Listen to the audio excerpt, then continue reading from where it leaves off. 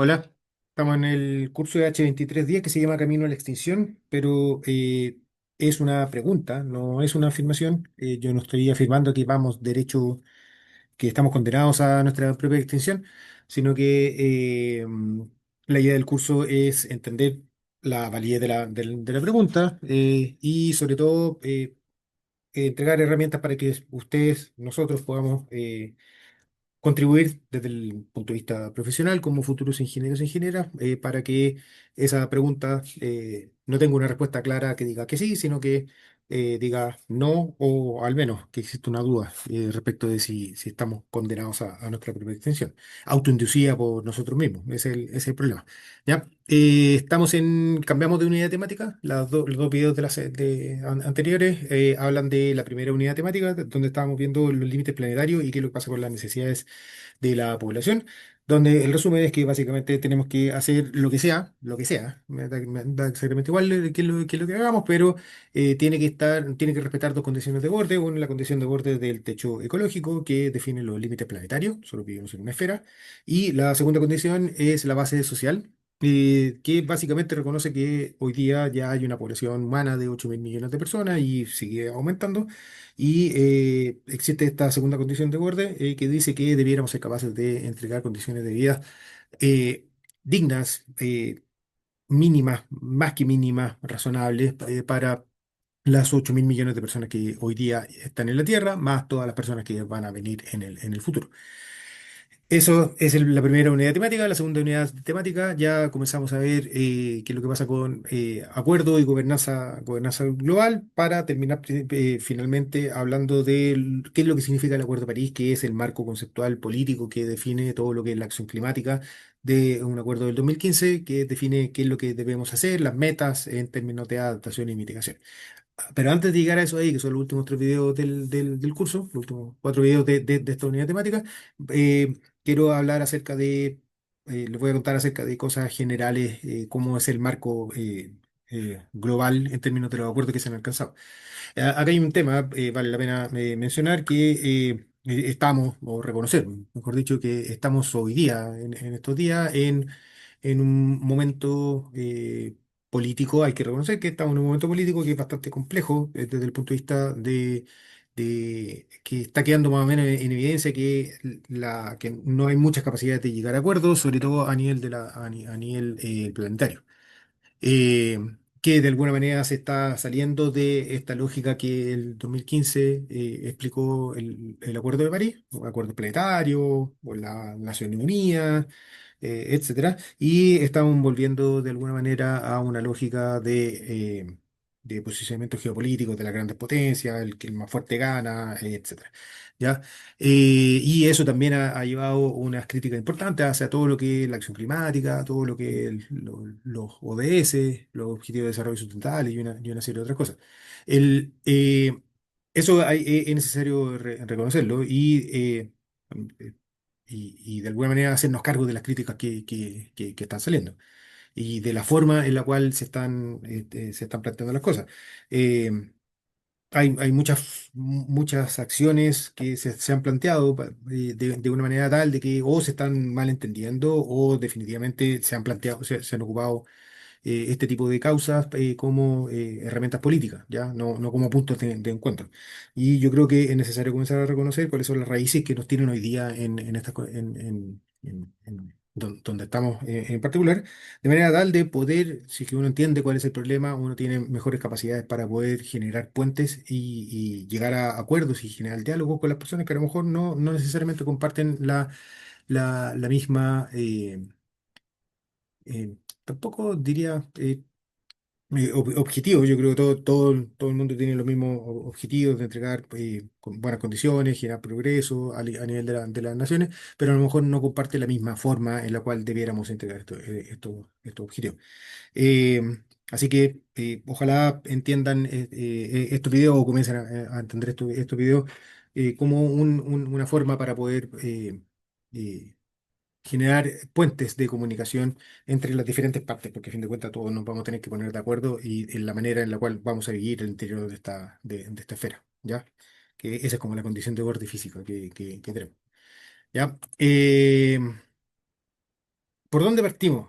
Partimos con este video, o sea, esta foto, es una foto de una columna de opinión que apareció en agosto del año 2000, 1912 en Nueva Zelanda, donde básicamente una persona hace un cálculo y dice estamos quemando una cierta cantidad y eso lo cruza con las leyes físicas que son las que explican la ley el impacto que tiene la concentración de CO2 en, en el efecto invernadero que explica por qué la temperatura en la Tierra que nosotros tenemos es la temperatura que tenemos ahora. Y básicamente dice que si es que seguimos con la tasa de quema de combustibles fósiles, de carbón en particular, vamos a llegar a tener impactos importantes en el efecto invernadero. Y esto acá es algo que se conoce, son los primeros cálculos que se hicieron en 1912, que apuntan básicamente hacia la raíz del problema. Aumenta la concentración de CO2 atmosférico, aumenta el efecto invernadero y por lo tanto queda más calor retenido al interior de la atmósfera y ese calor se traduce en un aumento de la temperatura. ¿Ya? Asociado con la concentración de CO2 y los otros gases de efecto invernadero, dentro de los cuales está el vapor de agua. ¿Ya? Eso también es verdad. El vapor de agua no ha cambiado mucho, lo que sí ha aumentado la concentración de estos otros gases, el CO2. Estamos casi multiplicando por dos la concentración que había el siglo antepasado, digamos así. ¿Ya? En la misma línea de cálculos que se han hecho, aquí lo que estoy mostrando es un gráfico de unos cálculos que hizo una petrolera llamada Exxon donde en la década de los 80 hicieron unas proyecciones de qué es lo que estaría pasando con la concentración de CO2 atmosférico, ya en términos de ppm, con la temperatura producto de las quemas de petróleo, ¿ya? Y lo que se ve es básicamente lo que ha estado ocurriendo. De hecho, este gráfico ha sido contrastado con mediciones y el camino es bastante, vamos siguiendo estas proyecciones donde se proyectaba un aumento de la concentración de CO2 atmosférico y un aumento de la temperatura promedio de la Tierra, repetido en este caso acá, respecto de el valor que había en 1960 aproximadamente, ¿ya? No, miento, en 1980, ¿ya? Y se ve un aumento de la temperatura que es esencialmente lo que se ha visto. Lo interesante es que este cálculo acá lo hizo una empresa petrolera. Entonces, es una empresa que no necesariamente tiene dentro de su y era un informe interno. Entonces, son cálculos que no están contaminados por eventuales sospechas de que alguien pueda estar haciendo los cálculos por una motivación política, sino que son cálculos que hicieron al interior de una empresa respondiendo a los propios intereses de la misma empresa. Entonces, uno incluso podría llegar a sospechar y decir, "Sabes que estos cálculos de acá están de alguna manera mitigado el impacto, se reduce el impacto, se camufla un poquitito. eh, lo cual, como les decía, no es verdad porque hemos seguido más o menos esta misma tendencia. Entonces, ya se sabe. Ese es como los mensajes tanto de este anterior, de esta imagen, como de esta otra imagen de acá, es que se tiene certeza respecto del impacto que tiene la quema de combustibles fósiles en el aumento de CO2 atmosférico y eso a través de leyes físicas en el efecto invernadero que determina la temperatura promedio en la Tierra. Es algo que ya se conoce. ¿Ya? Y que se conoce desde hace bastante tiempo.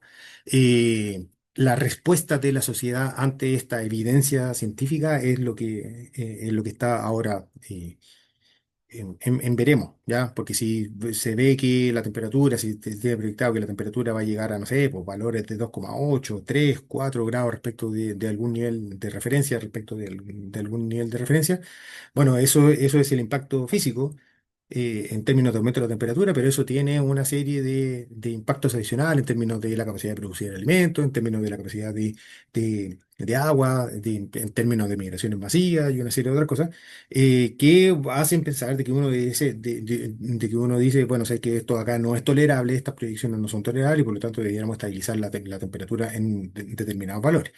¿Cómo? Es la pregunta, ¿ya? ¿Cómo hacemos eso? Eso es lo que eh, bueno, tenemos una última unidad temática que le voy a estar contando eventualmente formas de cómo, ¿ya? Así que es algo que se sabe, ¿ya? Eh, además, en esta línea, en el año 1900, o sea, ahí. En 1987, a raíz de la ONU, se publicó el informe de Brundtland. Brundtland es el apellido de la señora que está a cargo de la Comisión de la ONU, que es un informe que se llama Nuestro Futuro Común, Our Common Future, donde una de las cosas que entrega, que es bastante importante, es una definición de lo que se entiende por desarrollo sustentable, ¿ya? De qué es lo que de qué es lo que se entiende por desarrollo que sea sustentable o sostenible. ¿Ya? Ese es el desarrollo de la sociedad, económico, social, etcétera, que satisface las necesidades del presente sin comprometer las necesidades de las futuras generaciones. Entonces agrega una componente intergeneracional que es súper interesante, que yo creo que es como la clave y el motor clave para poder entender la sustentabilidad. La sustentabilidad básicamente habla de no necesariamente la forma en la cual nosotros dentro de una misma generación nos relacionamos entre sí, sino que cuáles son las condiciones que dejamos para las generaciones futuras. Entonces es como una definición recursiva, que de alguna manera le entrega el derecho a las generaciones presentes a satisfacer sus propias necesidades, pero le pone una condición que no es una condición, sino que eso se tiene que hacer de manera tal de que el accionar de hoy día no comprometa el accionar de las futuras generaciones para que puedan satisfacer sus propias necesidades, cual sea que sea la necesidad que tengan. ¿Ya? Entonces existe esta componente intergeneracional que de alguna manera reconoce eh, dice, no tanto, además de la forma en la cual nosotros nos debiéramos relacionar al interior de personas de la misma generación, sino que también qué es lo que debiera pasar en términos de las generaciones futuras, de nosotros, en nuestro accionar, también pensar en qué es lo que estaría pasando con las generaciones futuras, en términos de entregar las condiciones para que las generaciones futuras puedan satisfacer sus propias necesidades en la manera que ellos y ellas necesiten. ¿Ya? Otro documento importante que yo lo recomendaría para que lo lean es un libro de 1973 que se llama Lo pequeño es hermoso, la economía como si la gente importara. Esto son muchos documentos que se comenzaron a generar después de esta foto de la Tierra. Cuando se comenzó, cuando fueron los primeros viajes a la Luna y se trajeron estas fotos de qué es lo que pasaba con la Tierra, cambió un poco el paradigma al interior de la Tierra porque ya no somos, nos veíamos desde afuera y quedó en evidencia que vivimos al interior de una esfera, que debiéramos ser capaces de convivir al interior de esta esfera. Y eso ocurrió el 68, 69. Así que gran parte de estos documentos son documentos que salieron después. Uno de esos, como yo les mencionaba, acerca de 1973, que se llama Lo pequeño es hermoso, de un señor llamado Schumacher, que es un libro que es bastante interesante, llamativo y que comienza a hablar también de límites planetarios, de escasez de los recursos o finitud de los recursos, etcétera, y manera de generar sociedades. Son cosas relativamente recientes dentro del punto de vista histórico a nivel nacional, ¿ya? A nivel internacional, planetario. Em, Otro hito importante es que en el año 92 se realizó la Cumbre de la Tierra en Río de Janeiro, donde en esta cumbre de la Tierra hay un documento final donde se definen los 27 principios la Declaración de Río, y dentro de estos principios aparecen cosas que son bastante interesantes, que son la manera en la cual se ha ido pensando un poco la, la, la sustentabilidad a nivel planetario. El primero dice, me pueden decir que obvio, pero a lo mejor no es tan obvio, que los seres humanos constituyen el centro de la preocupación relacionados con el sello desarrollo sustentable. Tienen el derecho a vivir una vida saludable y productiva en armonía con la naturaleza. Pero ahí el foco, que es interesante dar la vuelta, que el foco somos los humanos. ¿Ya? Ese es como nosotros, ese es como el foco, y en ese foco debiera estar puesta la atención.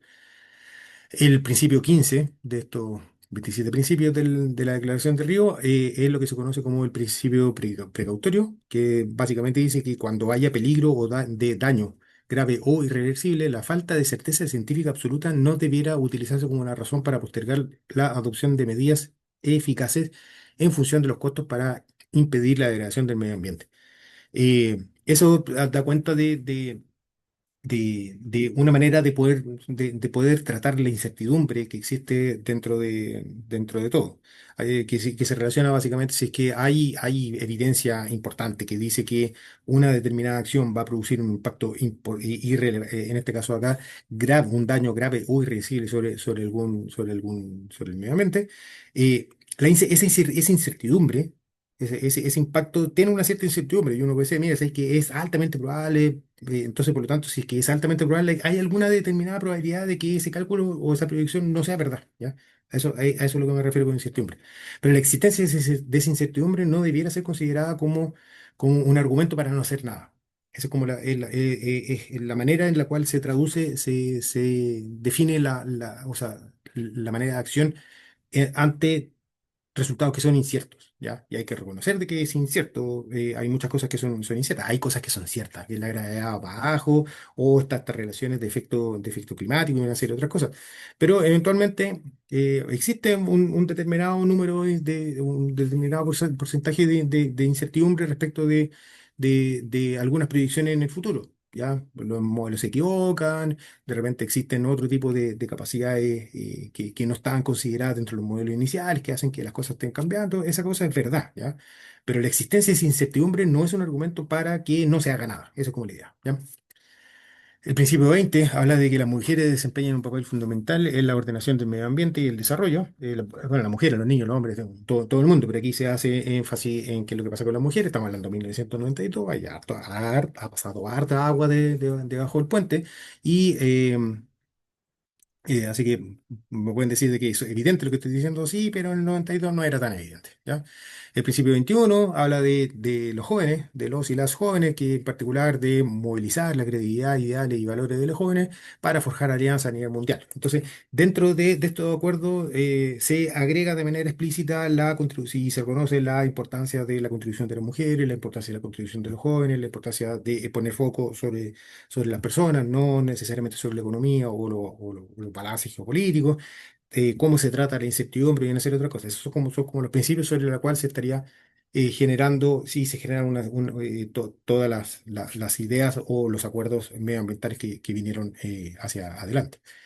Y un punto importante es que en esta cumbre de la Tierra también se acordaron tres convenciones, ¿ya?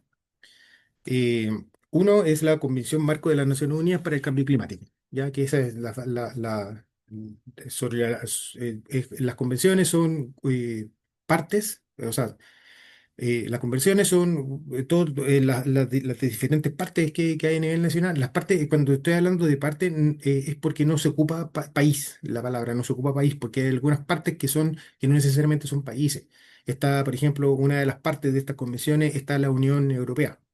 Además de que están cada uno de los países por separado, ¿ya? Pero la Unión Europea es una parte de cada una de estas convenciones.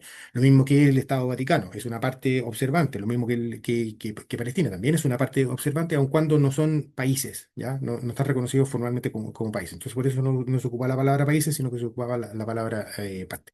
Y tampoco se ocupa la palabra nación, porque eso también involucra, puede haber variaciones dentro de un mismo país y una serie de otras cosas, ¿ya? Entonces, para el nombre genérico es parte, ¿ya?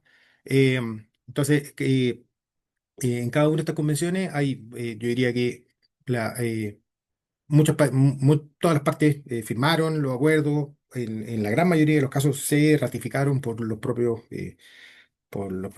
parlamentos del interior de cada una de los países. Después, con el tiempo, hay algunas partes que se han ido retirando de algunas de estas convenciones, pero en general estamos hablando de instancias donde participa el 99,9% o han participado el 99,99999, por no decir el 100% de los países y partes a nivel internacional. Entonces, están estas tres convenciones. Está la Convención para temas de cambio climático, está la Convención para temas de biodiversidad y está la Convención de la lucha contra la desertificación. Estas son instancias donde se juntan las diferentes partes para poder abordar cada uno de estos tres problemas.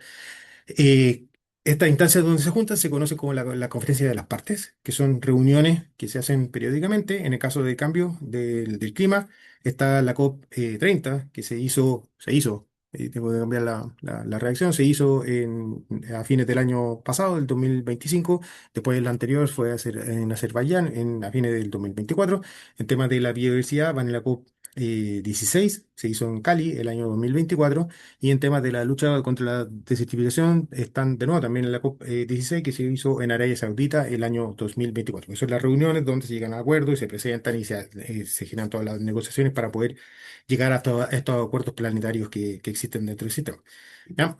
El, y aquí aparece. Yo voy a poner énfasis sobre qué es lo que vamos a estar hablando en gran medida sobre qué es lo que pasa con cambio climático, pero también tenemos enormes problemas por otro lado, temas de cambio de uso del suelo y protección de la biodiversidad. En el contexto del cambio climático, ¿ya? Uno de los grandes hitos que ha ocurrió en diciembre del año 2015, donde se firmó en la COP 21 de cambio climático, se realizó en París y se firmó el Acuerdo de París, que se conoce, ¿ya? Y este Acuerdo de París tiene tres puntos, tiene el artículo 2 de este Acuerdo de París, es como el centro del acuerdo, ¿ya? Ese artículo 2 tiene un ítem pesado con tres partes. El primer punto habla de que se llegó al acuerdo de mantener el aumento de la temperatura mundial en un valor muy por debajo de los 2 grados Celsius respecto a los valores preindustriales, proseguir los esfuerzos para limitar el aumento de la temperatura de 1,5 grados con respecto a los niveles preindustriales, reconociendo que ello reduciría considerablemente los riesgos y los efectos del cambio climático, los efectos adversos. Entonces, ahí se define, ahí está definido qué es lo que nosotros vamos a aceptar o cuál va a ser el aumento de la temperatura que consideramos como tolerable para efectos de de estabilizar la temperatura en el cambio climático, ¿ya? Un valor muy por debajo de los 2 grados Celsius respecto a los niveles preindustriales. Vamos a estar hablando después más adelante acerca de qué significa cada una de estas cosas. En el segundo punto habla de adaptación al cambio climático, dice aumentar la capacidad de adaptación a los efectos adversos del cambio climático y promover la resiliencia del clima y el desarrollo en bajo emisiones de gases de efecto invernadero de un modo que no comprometa la producción de alimentos. ¿Ya? Vamos a hablar varias de estas cosas de acá, pero ahora solamente quiero destacar que dice aquí, de un modo que no comprometa la producción de alimentos. Hay un tema re importante, ¿ya?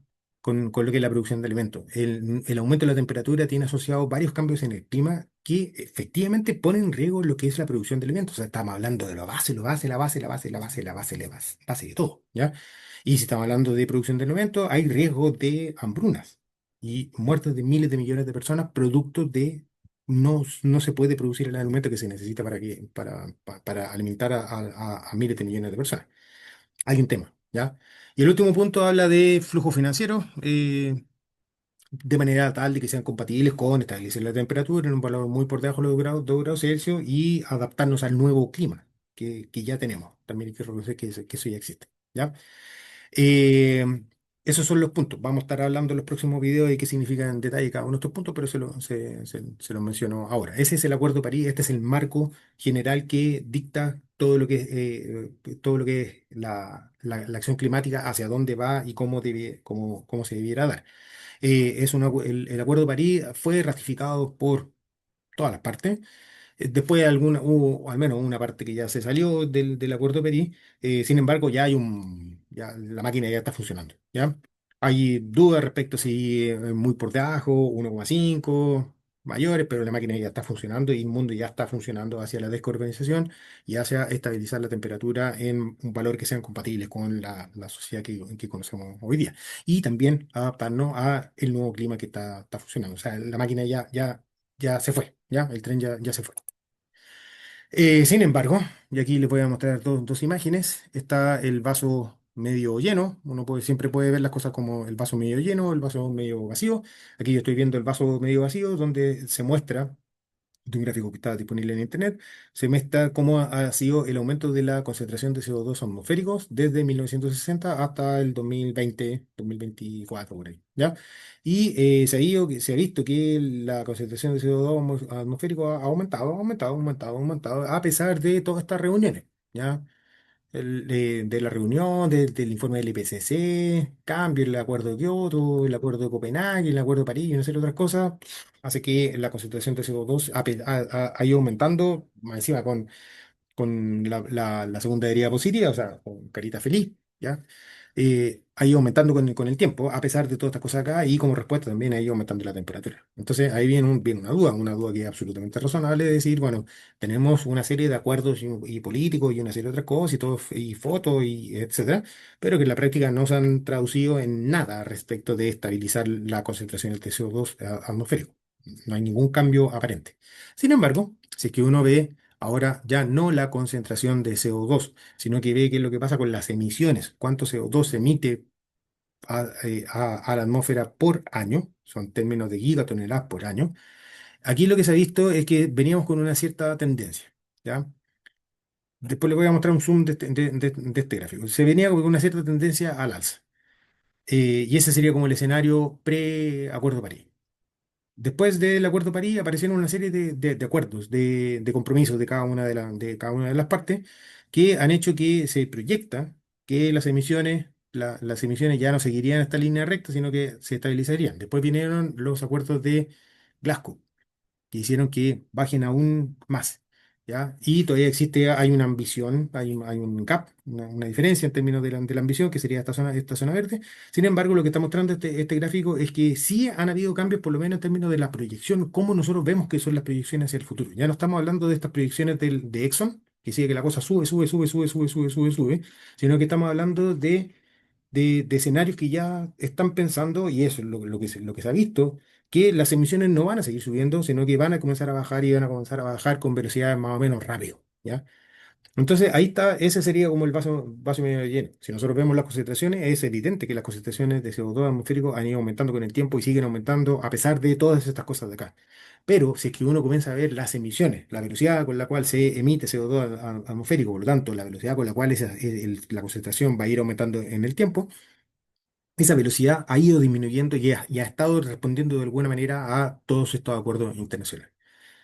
Vaso medio lleno, vaso medio vacío, ahí cada uno ve el mundo de manera como quiera, ¿ya? Pero sí destaco que existe un marco estable y un acuerdo político a nivel planetario, que es el Acuerdo de París. eh, Hay que repensarlo. Yo creo que hay que repensarlo de manera tal de poder incluir dentro de la acción climática a personas que a lo mejor se sienten un poco más lejanas, que ven con un poco de, de sospecha todo este tipo de acuerdos, que no sé, que el comunismo o una serie de otras cosas. Hay que repensar la manera de comunicar. A lo mejor, y eso a lo mejor eventualmente por ahí escuchaba a alguien que decía que si en Estados Unidos sí que se habla de cambio climático, y decía, no, estamos comunistas. Pero todo el mundo está súper feliz con la energía renovable, está todo el mundo con los autos eléctricos, está todo el mundo con desarrollos tecnológicos que están de eficiencia, etcétera, ¿ya? Pero a lo mejor la forma en la cual se están presentando las discusiones no son las maneras más adecuadas para el mundo que tenemos hoy día. Sin embargo, como destaco, existe un acuerdo estable que está reconocido por todas las partes. Ya el mundo ya partió hacia allá. ¿Ya? La pregunta es con qué velocidad nos estamos yendo, porque el mundo ya se fue. Y ahí, por lo tanto, la respuesta que debiéramos ser capaces de tener es cómo aceleramos esta transición, cómo involucramos a más personas dentro de esta transición de manera de no generar rechazo, cómo hablamos con personas que están más ajenas mías desde el punto de vista político, de manera tal de y con poder convocar, cómo mejoramos la convocatoria, cómo pues, generamos negocio, por ejemplo, cómo nos preocupamos de las personas más pobres del mundo, etcétera. Son todas las diferentes formas que están relacionadas con el cómo logramos estos grandes acuerdos planetarios que ya están hechos y ya tienen más de 10 años. Así que eso sería por hoy día.